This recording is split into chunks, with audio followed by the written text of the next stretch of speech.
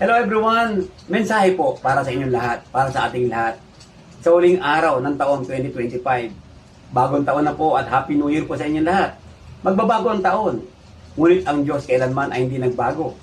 Katulad po ng binanggit sa atin sa Hebrews chapter 13 verse 8. He is the same yesterday, today, and tomorrow.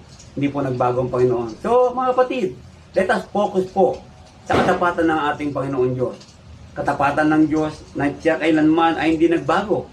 Magbibigay siya ng pag-asa sa ating kinabukasan. Kaya ine-encourage ko kayong lahat mga kapatid na huwag kayo magbago. O magbago man kayo kung kayo po ay nanghina, kayo po ay lumakas dapat sa Panginoon Diyos.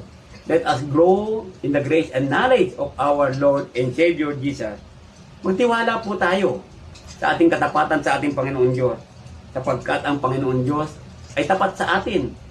Patuloy tayong lumakad na may pagtitiwala. Patuloy tayong magmahal sa Panginoon Diyos. Patuloy tayong maglingkod, mga kapatid. Kaya wag po kayo manghina, wag po kayo panghinaan ng loob. Katulad na sinabi sa atin ng Panginoon Diyos. Patuloy niya tayong yayakapin, patuloy niya tayong bibigyan ng kataganahan kung patuloy lang po tayo maging tapat sa Kanya.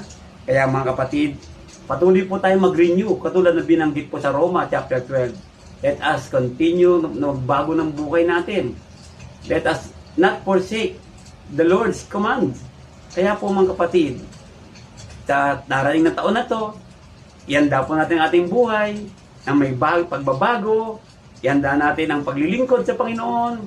Let us continue to be strengthened by His love, by His mercy. Kaya po, salamat po sa inyong lahat.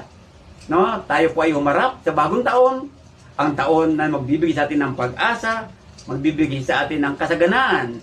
Magandang araw po sa inyo lahat mga kapatid, magandang gabi at Happy New Year po mula po sa aking pamilya na Eileen at kay Danieli, kasama si Aidan, si Annette at si Dacia and Ada. Happy New Year po and God bless all of us.